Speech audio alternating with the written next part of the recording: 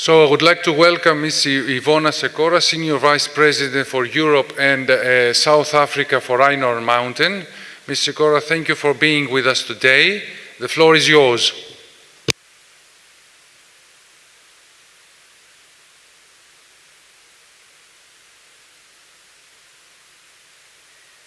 Thank you very much. Good afternoon, everyone. It's a pleasure to be here with this fantastic forum. And thank you very much to American Chamber of Commerce for organizing this event and giving us this opportunity to speak today. The topic of today's conversation is really kind of about the digital transformation, but kind of in a wider context related to resilience and recovery facility. In general, the resiliency of the business, that especially in those days it's so important, and obviously an impact of that to Greece.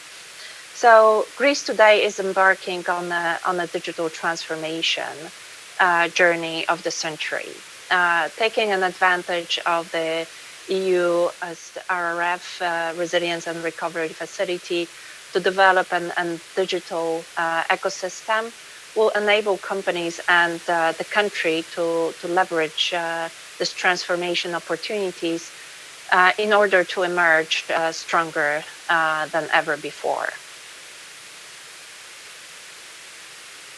If we can move to the next slide. So just quickly about Iron Mountain, because some of you for sure know us, but also Iron Mountain, as many organizations and many countries are going through the transformation. We started with a core and physical storage of the documents over 70 years ago. But as our customers are on their digital journey, Iron Mountain is actually taking our customers through that journey. So we kind of have been building from a storage services of the physical records, moving into logistics services, but also a few years ago we entered the data centers business when we provide the infrastructure for the hyperscalers as well as the colocation services. But then we're also getting into the recent acquisition that we did of the IT Renew. So we are developing within the records and IT asset disposition. Also migration services to the cloud storage and also moving into intelligent content services and machine learning and artificial intelligence in a partnership with companies, and we have a pleasure today to have this presentation together with Google. So Victoria Kalafaki will be representing Google today. So let's go back to the Recovery and Resilience Facility. This is a key instrument at the heart of the Next Generation EU to help the EU emerge stronger and more resilient. As a part of the wide-ranging response, the aim of Recovery and Resilience Facility is to mitigate the economic and the social impact of the coronavirus pandemic and make European country states, economies and societies more sustainable, more resilient, and better prepared for the challenges in the future, but also creating opportunities as a result of the green transformation and the digital transformation. This resilience and recovery facility is a temporary instrument. There is about 700 billion euros available in grants and the loans to actually support the governments, the institutions, the public institutions, as well as the private sector for that particular purpose. This also helps EU to achieve the climate neutrality by the 2050 and sets Europe on a path to digital transformation. So here, excuse me. Okay, and anyway, I will continue. The facility is structured around 6 pillars.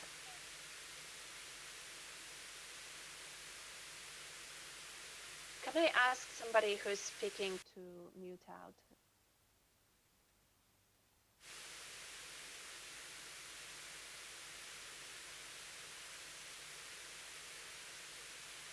I think it will work now. The facility is structured around 6 pillars: green transition, digital transformation, economic cohesion, productivity and competitiveness, social and territorial cohesion, health economic, social and institutional resilience, and policies for the next generation.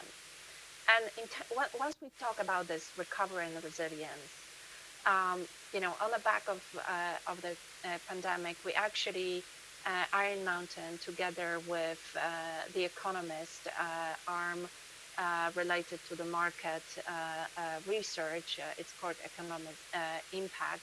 We have done a survey where we surveyed senior leaders from both the private sector as well as the public sector to talk about kind of what is most important objective after pandemic. And resilience came up as really the most essential business objective for the organizations. There's no doubt that external pressures experienced by customers, by our citizens have intensified. We have been dealing more with pandemic recently, global conflicts, climate crisis, economic instability, and more. And just kind of how do we prepare ourselves for everyday use and all of the changes that are happening. These pressures have led to hybrid work expectations, and we also saw many occasions where the governments had to, during pandemic, very quickly move from, in office servicing the citizens to online, where they were not ready yet. So also there is a lot of attention around the employee well-being. That was actually number one priority for executives. Sustainability goals is another kind of a big topic for the resilience, and also demands for greater service by customers and employees. Which actually accelerated the move to cloud, and this whole kind of digital transformation is really kind of enabled by where the cloud solutions are, and kind of rethinking the whole supply chains and more. And all of these external pressures have to be dealt with in the context of our customers, pre-existing internal pressures, including budget constraints, but the resilience and recovery facility is helping with that. So if we can move to, thank you. So what we have learned, to meet all the pressures I just mentioned and more, resilience must be built into the DNA of the organizations. And through the research, we know organizations that purposely focus on resilience efforts outperform their peers significantly in many essential categories. As you can see here, customer satisfaction, risk management, and progress on achieving ESG was kind of a top priority. And contributing economist analyst is convinced that resilience is not a buzzword, and the organization must not treat the pandemic as one and done, but work to sustain it, to manage it through the future disruptions is key objective. If we could, yes. Yeah, that's one. This is important takeaway. The research shows that 84% of executives agree resilience must be cross-functional collaboration and not just the responsibility of IT of risk or risk department. As you can see, since the pandemic involvement by the personas, we engage with nearly double digital and IG, IT, lines of business and facilities. More organizations are forming resilience committees and creating new positions dedicated to resilience. So it's all hands on deck and collaboration across the organization.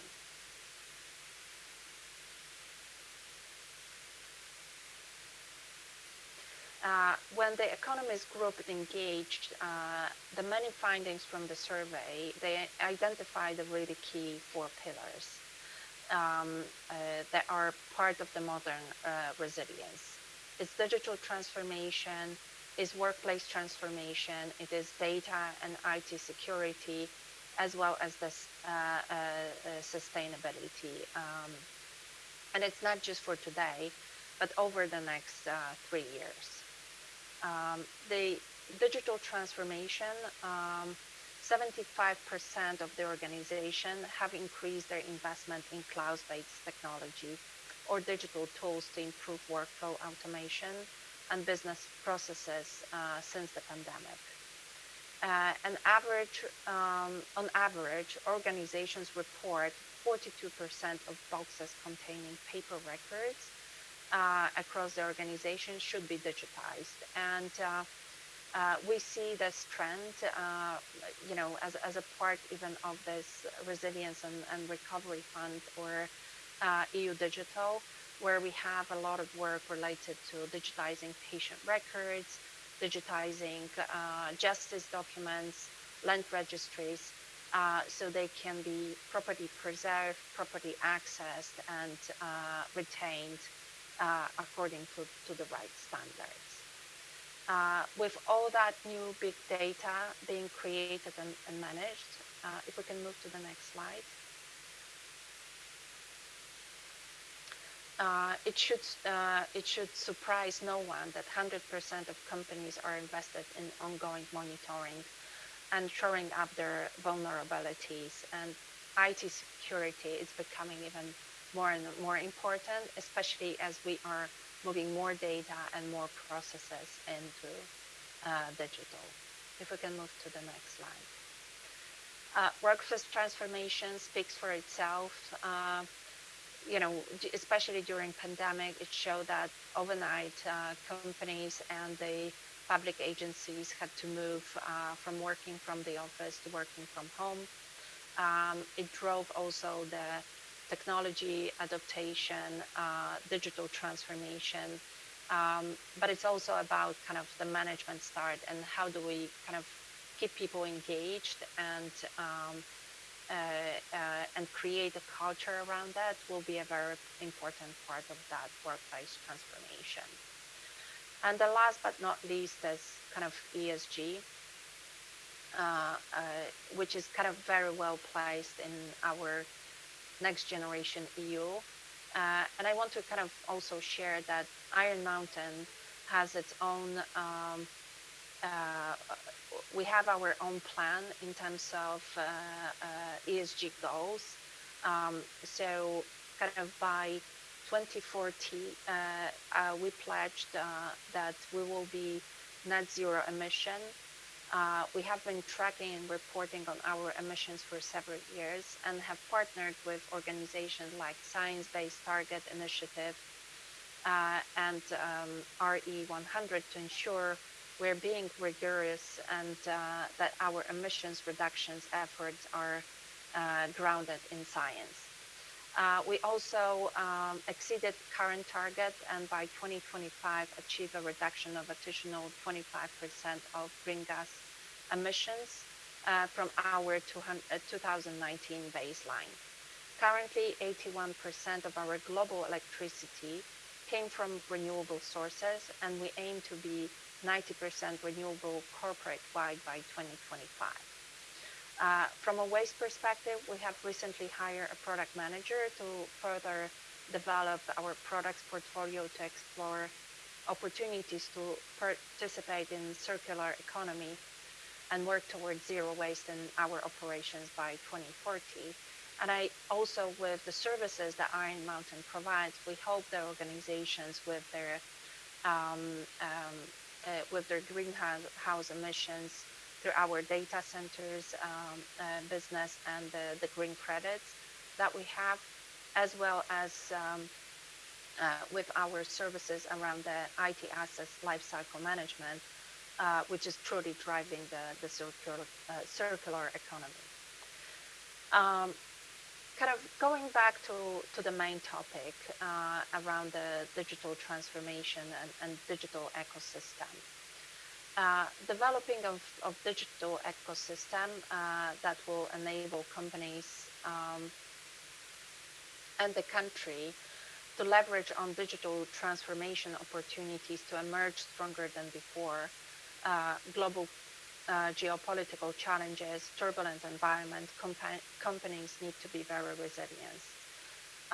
European growth model, green, digital, and resilience economy, especially into the current context of geopolitical instability of challenges, reforms are necessary.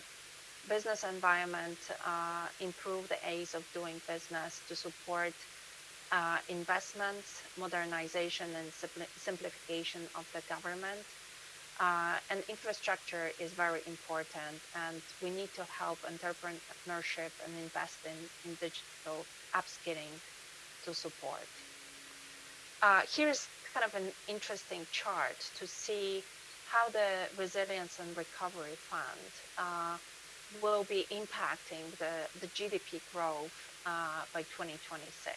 So as we can see, for example, in Greece, just from the funds that are strictly dedicated to Greece from the RRF will generate closely to 3.75% of the GDP growth, and about 0.5% will be coming from other countries that will be impacting the GDP growth of Greece. So we will see that RRF for the future is going to play an important role in building the resilience economy, but also driving the GDP growth for the European country states.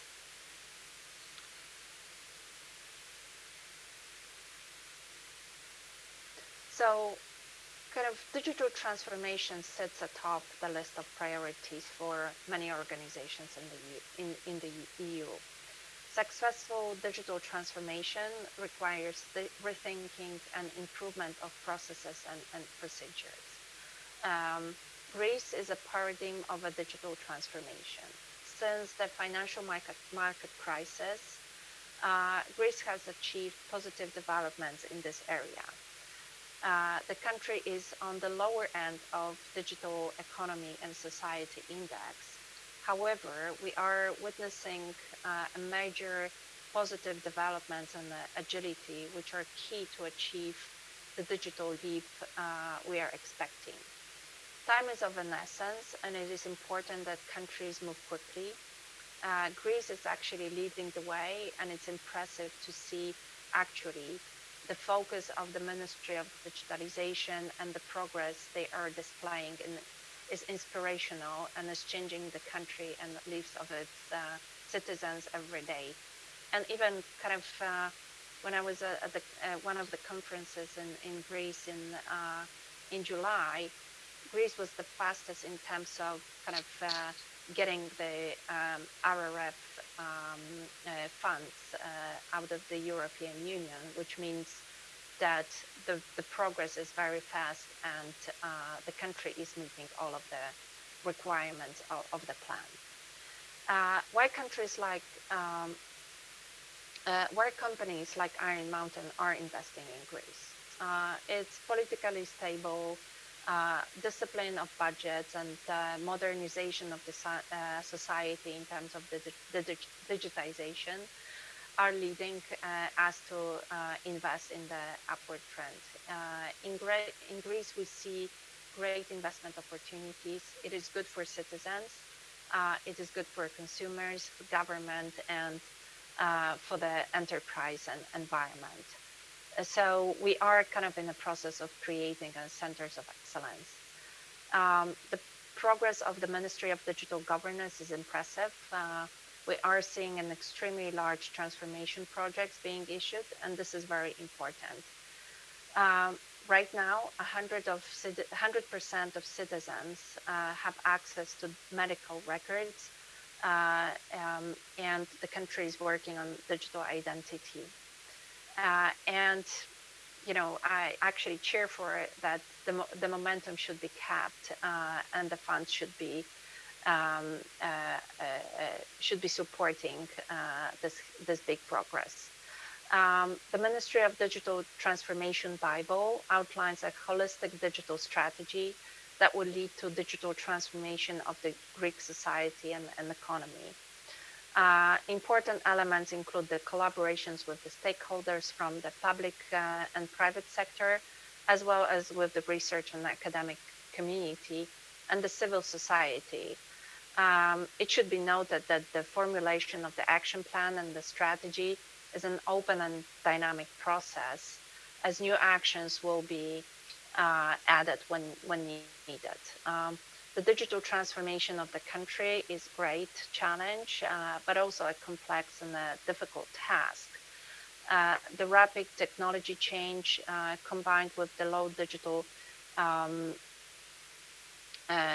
maturity of Greece demand urgent and immediate action on multiple axes through the implementation of the holistic digital approach. However, when something is big, it's like you have to eat an elephant with the small spoon. And we can see the whole kind of policy being executed based on the good framework and the interoperability of the different systems. Um, why this is good for Greece and business? This is the opportunity not to be missed. The investment increase the competitiveness of the Greek market, raising the bar for doing the business. Digitalization and simplification of affairs is constantly increasing efficiency and productivity of the public sector, but it also kind of positively benefits the citizens and the businesses. Government.gr is a great example of this, where documents and certificates can be issued on the spot through the government portal. Another great initiative is the digital identity.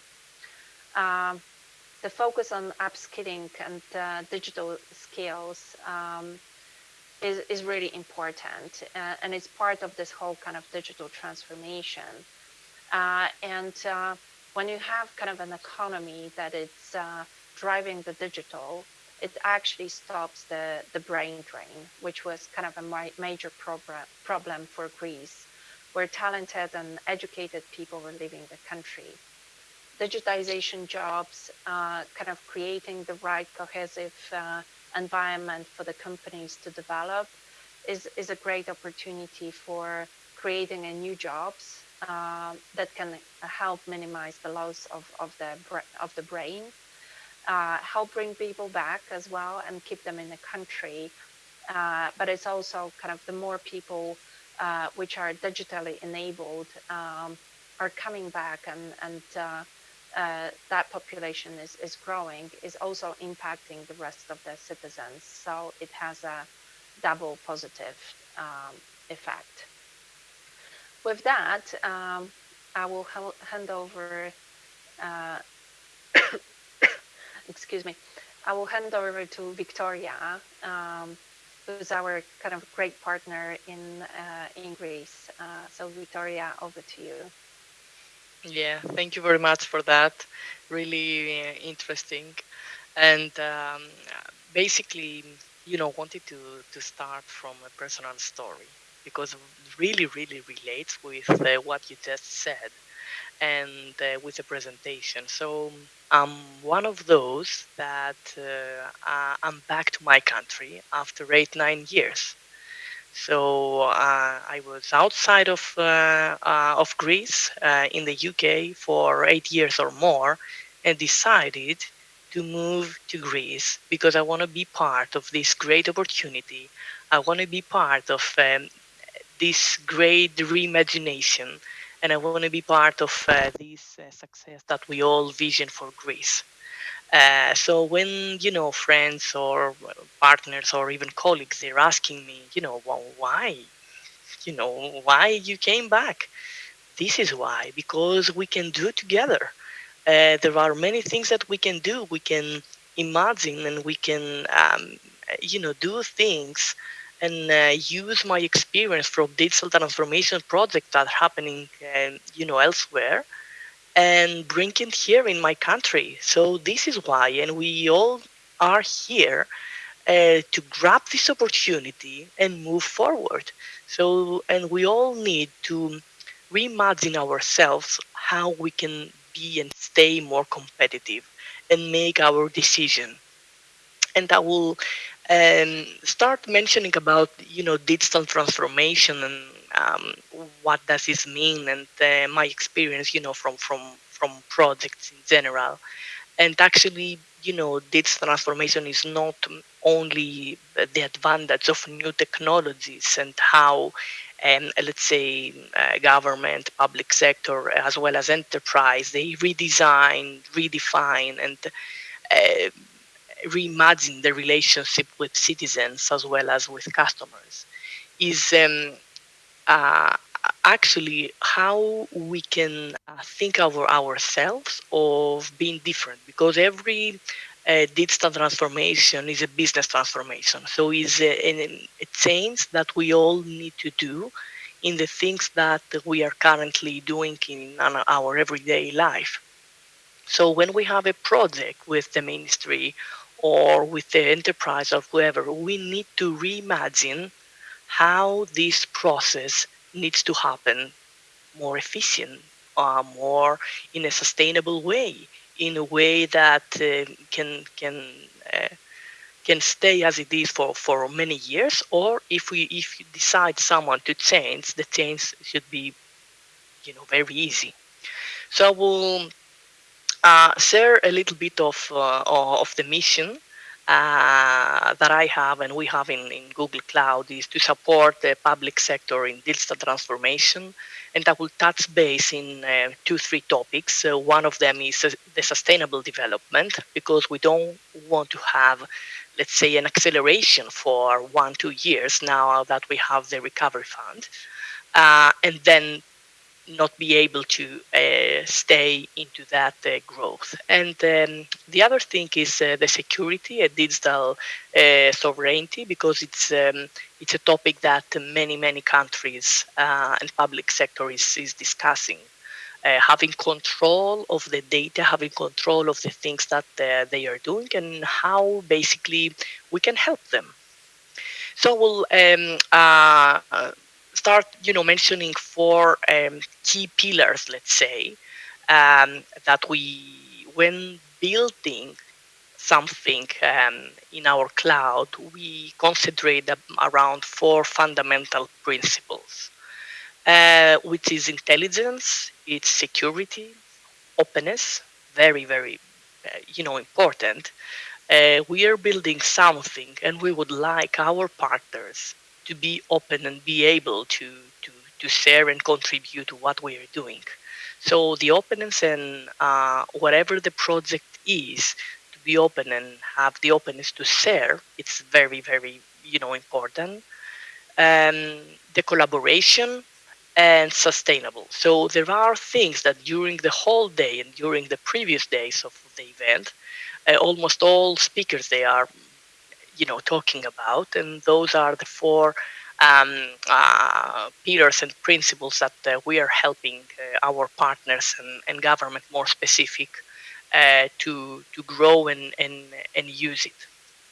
And allow me to basically touch base a little bit more into sustainability, which is one of my favorite topics, and I'm really, really happy that, hey, Ivona, you also touched base into that, your goals and everything, because we have the mission to be more sustainable, but we also need to think how we can help the country from here that we are to be more sustainable into next upcoming years. So Google is a thought leader, let's say, in sustainability, and I'm really proud of that. Operates in the cleanest cloud in the industry, and has the first first major company to become carbon neutral in 2007, so many years ago. And 2017 became the first major company to achieve 100% matching the renewable energy. So very important as well. And our next goal, which I would like to grab this opportunity and offer, the same method that Google uses to our country and to all those smart cities, all those local governments, on how if Google can do, anyone can do. So our next goal is to operate free 24 by 7 by 2030. And in doing this, we also empower our customers to make more sustainable choices. So more sustainable choices is like something that we need to do every single day. It's part of how the companies operate, but actually is part of the skilling that we need to build. So what it means for a small medium business to be more sustainable, we need to educate them. What does this mean for um, an agriculture company to be more sustainable? How they will do that? So I think we need to play a role there, and help them how they can move from where they are today into more sustainable, let's say, future. And we have many, many projects that we need to be involved, and I'm really excited with this opportunity that we have in country. Um, the other thing we touched base, and is generally a huge topic in public sector, and not only in public sector, in many verticals like banking or many others, that they need to control, let's say, the data. They need to control and customize the way that they are using the cloud. And allow me to put more details on what does this mean, what is Google vision for sovereignty, and in general controlling the data, controlling the way that clients and public sector they are using data, and they are thinking about data protection, because it's something that needs to happen all the time, and we need to have also for the future. So there are three, let's say, different areas that we need to think about sovereignty, and the data protection has to do with software sovereignty. So how we run our workloads, how we run our applications without dependencies, without be able to connect with anyone. So be able to do that. Data sovereignty, that everybody needs to keep all control over encryption, over access to data, and we need to think that data that we are discussing here are citizen data, might be healthcare data. So we need to think, okay, how the government and how ministries as well as private customers, they can keep this control of the data, and we can definitely help them.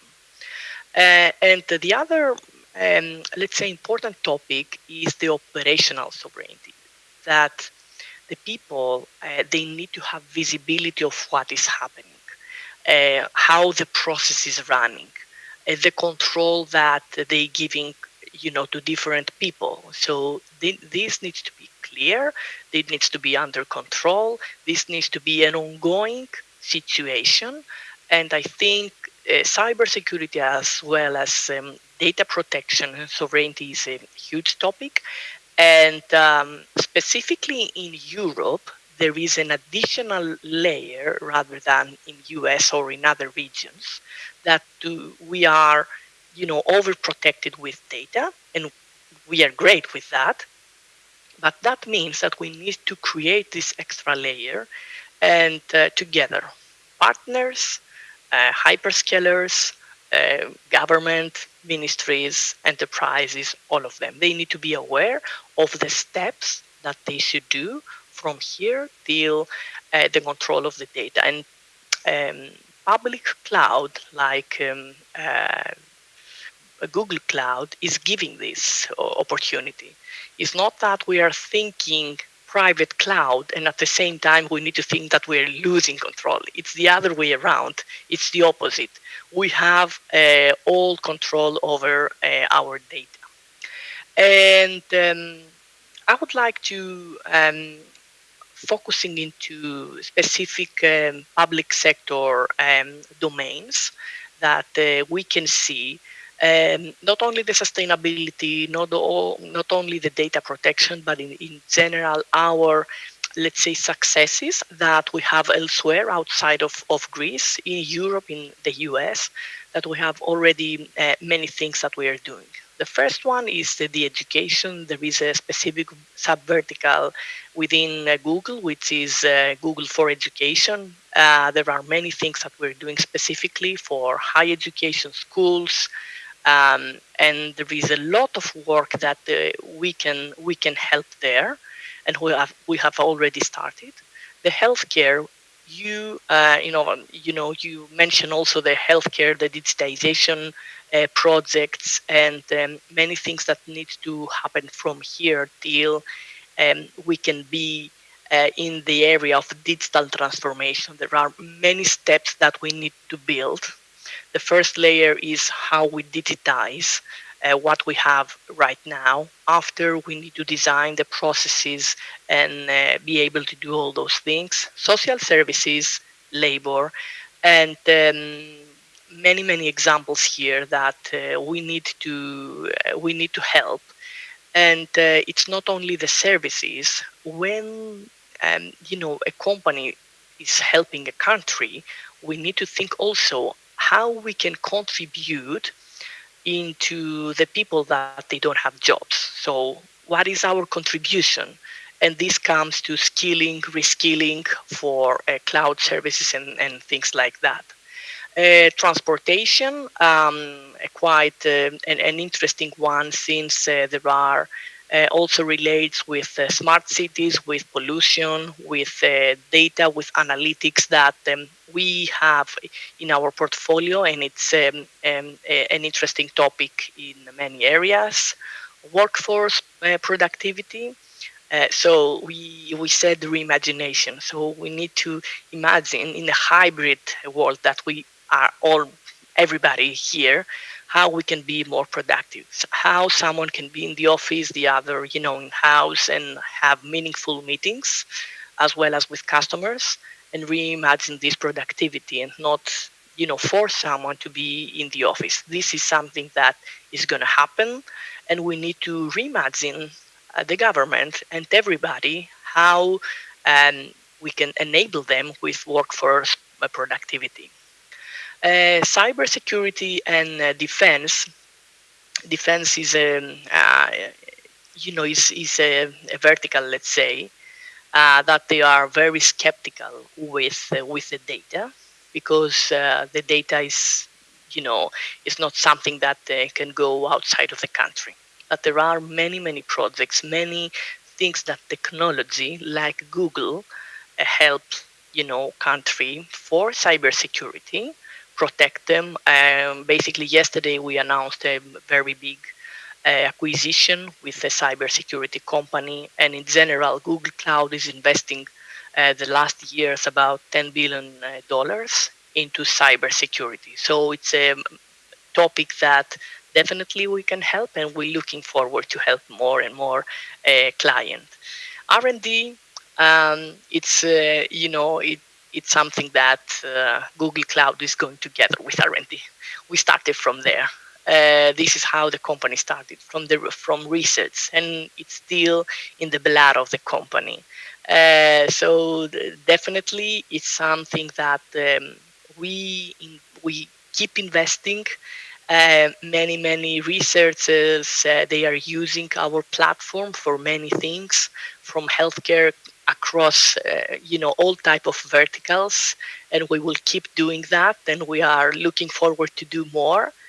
And environment and IT management, this goes into our, let's say, together with our sustainability agenda, and how we will help the country be more sustainable.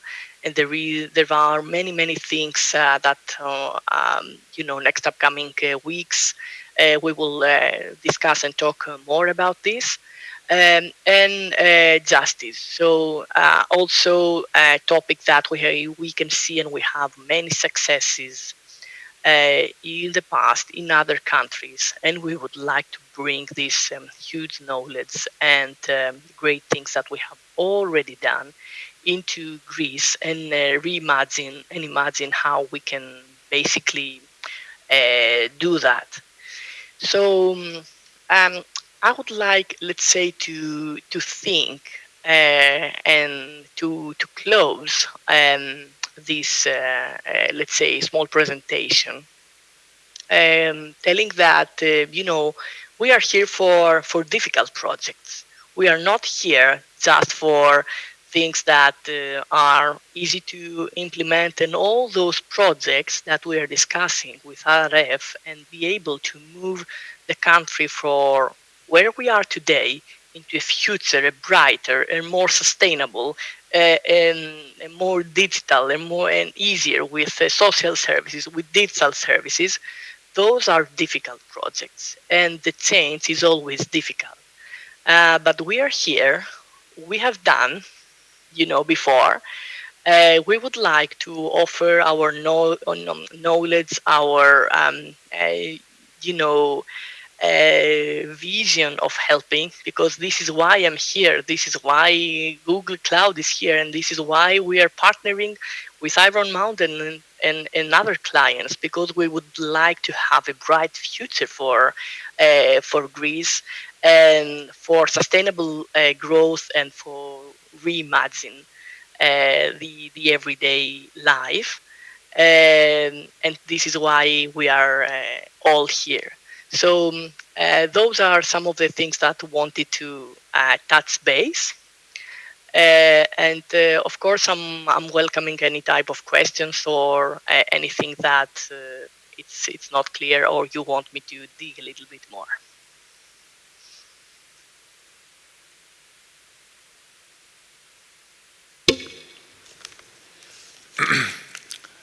Vice President Sekora, Ms. Kalfaki, thank you very much for your informative presentations. Greece is making strides towards digital transformation.